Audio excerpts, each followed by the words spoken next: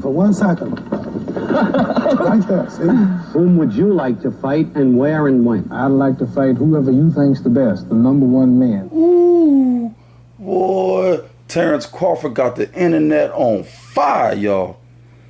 Before I get into my pound for pound list, I'm just going to talk about the fight, that beautiful artwork, that beautiful wizardry, that beautiful mastery of the sweet science last night. In short, two worthy combatants, two worthy champions of being undisputed came in there, clashed, and that's what happens when good meets great, y'all. The dude is just spectacular.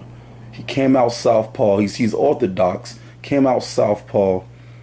Was able to outbox from the outside. Was able to counter shot and have precise counter shot blows directly to anywhere he wanted to place him on Ndongo's body.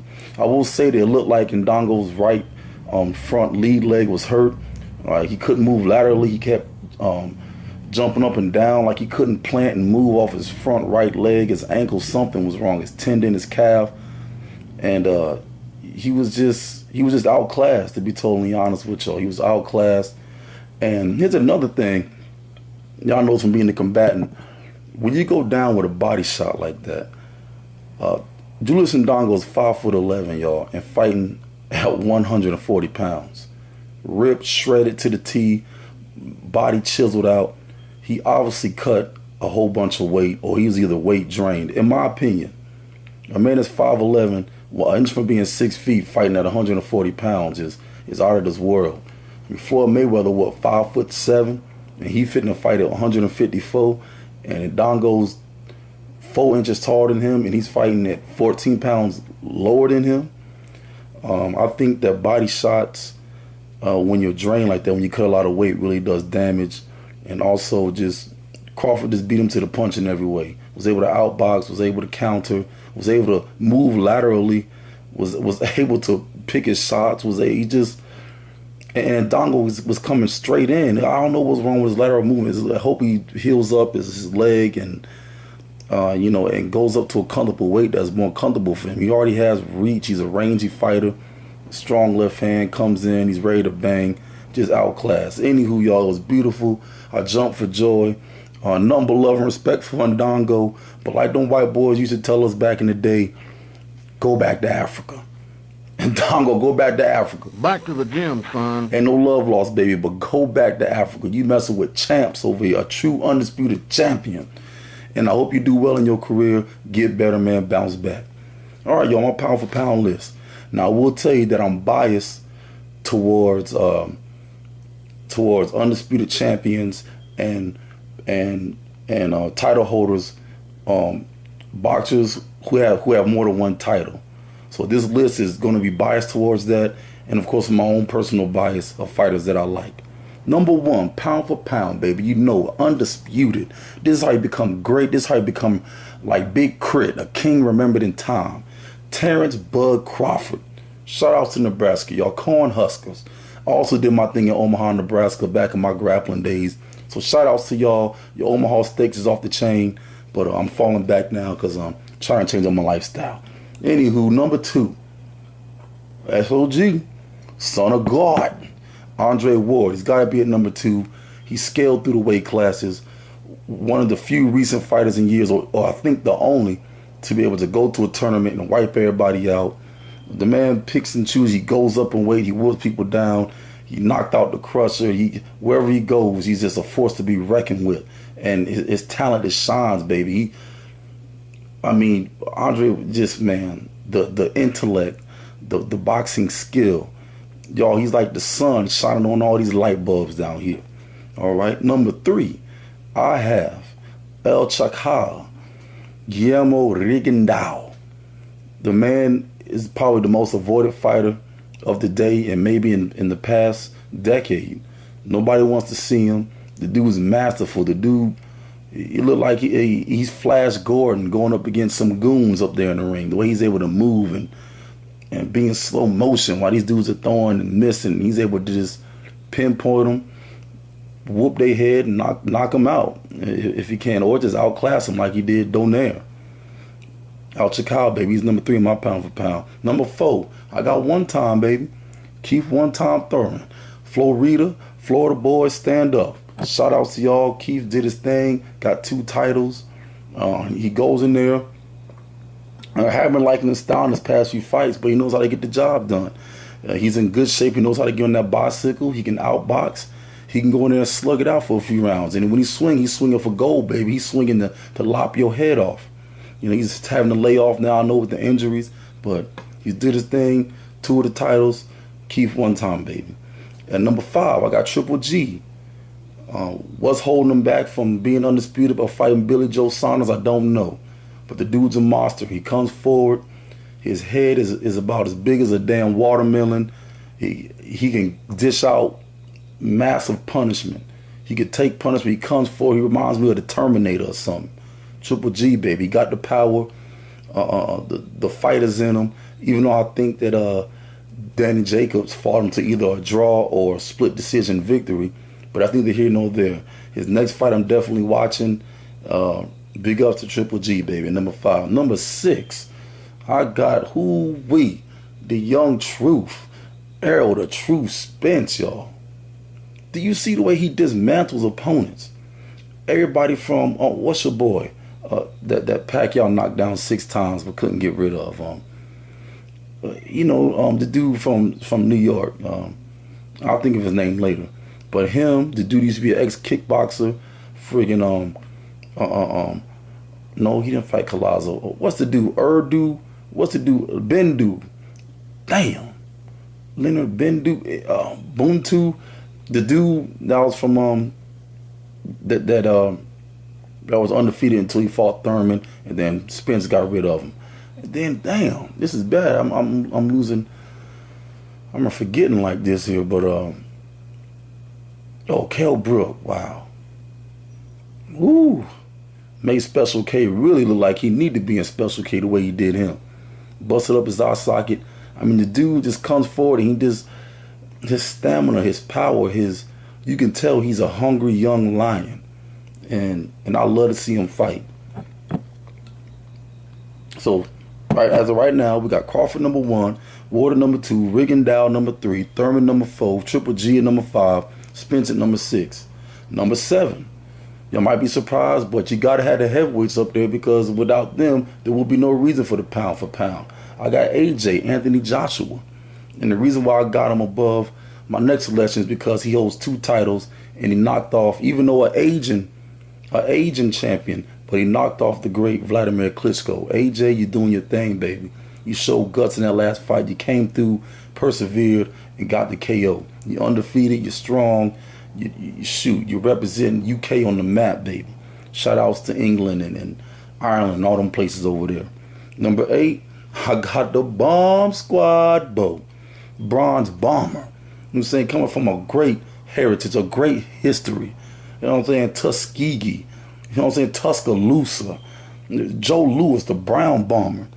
And check this out, y'all. I was looking up Deontay Wilder the other day.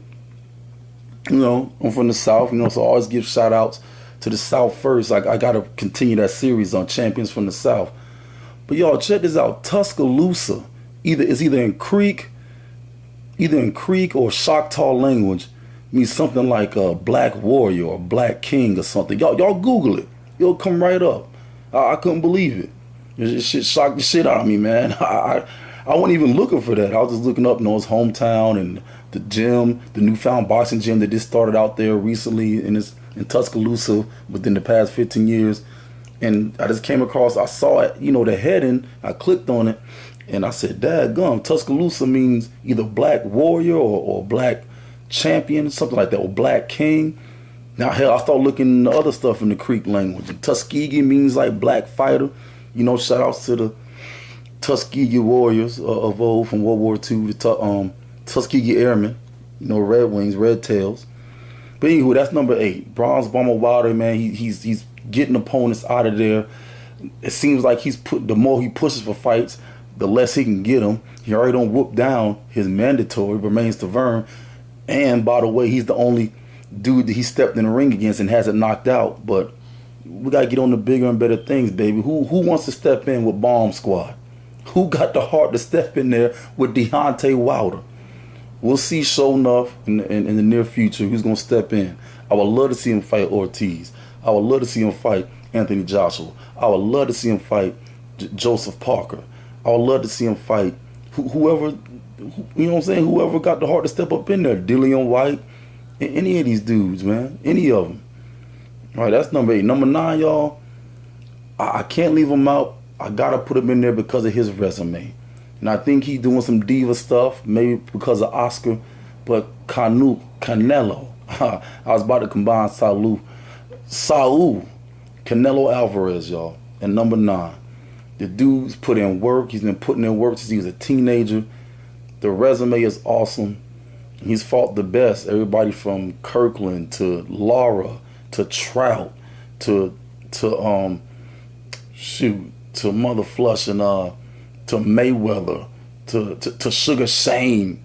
You know what I'm saying? I mean, to Caesar Jr., Julio Caesar Chavez Jr. Hit me, you sucker. Shit off the chain. But anywho, I gotta put Alvarez in there because his resume, even though he's doing this wild stuff, he's trying to get on the cherry pick train, and I just wish he'd get his ass in there and fight the best that's now at 154, or go ahead and just knock off Golovkin at 160, take all the titles, and then fight Billy Joe Saunders. Make up your mind, dog. You want to be great. You want to be a king remembered in time. Terrence Crawford is solidified, baby. Bernard Hopkins is solidified. You know what I'm saying? My brother's favorite fighter, even though I think he fell off hard, Zab Judah, he's solidified. I can't put, look, for whatever reasons, I'm always going to put the undisputed champions above most of the greats or most of the good fighters. Like Floyd Mayweather, I could put him above a few of them. It's a few. And that still don't mean I rank him high on my all-time pound for pound. Who else?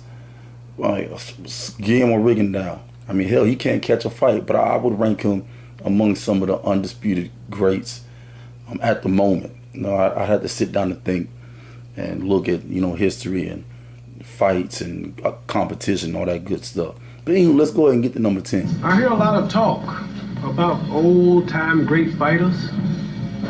I heard people say that Joe Louis, Jack Dempsey, Jack Johnson, Jim Jeffries, and all of them would have annihilated the likes of myself, Muhammad Ali. After watching these films, watching their opponents, watching their styles, watching how they fought, watching their footwork and their speed, and my critics will admit that I am the fastest heavyweight in history of boxing with feet and hands. It may come as a shock to you, but I say that I would have beat every heavyweight that ever lived before me. Got Adonis Superman Stevenson, y'all. Adonis Superman Stevenson. Line him up, he knock him down. He's been holding on to that WBC strap for dear life, y'all. But nobody can see him. Ever since he took that one loss to what was that dude, y'all? There was a dude, either super middleweight or light heavyweight that gave everybody problems. I can't remember his name. That's a damn shame. But he knocked out Stevenson. Stevenson came back and knocked him out. Everybody they put in front of Stevenson, man, he just, the left hand is too much. The dude left hand is like a bazooka. It's like the hammer of Thor. I mean, he just put it on you. You going down. The way he did from Farah, man, I said, good day. In that rematch, man, he put him to sleep easy. Thomas Williams, I mean, whoever they put in front of him, man, he's getting them out of there. And I would love to see him clash off with Andre Ward for pound. For undisputed. Well, of course, whoever wins that fight, I will put it number 1 pound for pound. Confident I can whoop all of them. This ain't nothing new. My image has been confident. You're just trying to make it look like something new. For I'm always confident I can whoop all of them. Biased now, strictly because of the size difference. It's strictly because they're heavier. But Ward versus Stevenson, baby, I'm all in. I'm all in, and I'm putting money on board. But I would love to see it because Stevenson can contest. He could shit. That's why everybody ain't rushing in to jump in the ring with Stevenson. Hell, I would even love to see Stevenson versus Kovalev still, just to see what Kovalev, head at. But that's my top 10, y'all. Let's go through them again. 1, Crawford. 2, Ward. 3, Rigondeaux. 4, Thurman. 5, Triple G. 6, Elder True Spence. 7, AJ Joshua. 8, Bronze Squad, Bronze Bomber Wilder. 9, Saul Canelo Alvarez, baby, cinnamon on your ass. And 10, Adonis Superman Stevenson. But I'm so fast, I'm so hard hit, I'm so scientific. All right, y'all, that's it for now. I guess I'll holler at you on the flip side. Shit, we love both. Stayed down. Sugar Ray Robinson knocked him out for the count of 30. Joe Louis, Marciano, Jack Dempsey, Jack Johnson, Archie Moore as a child, they knock him out cold.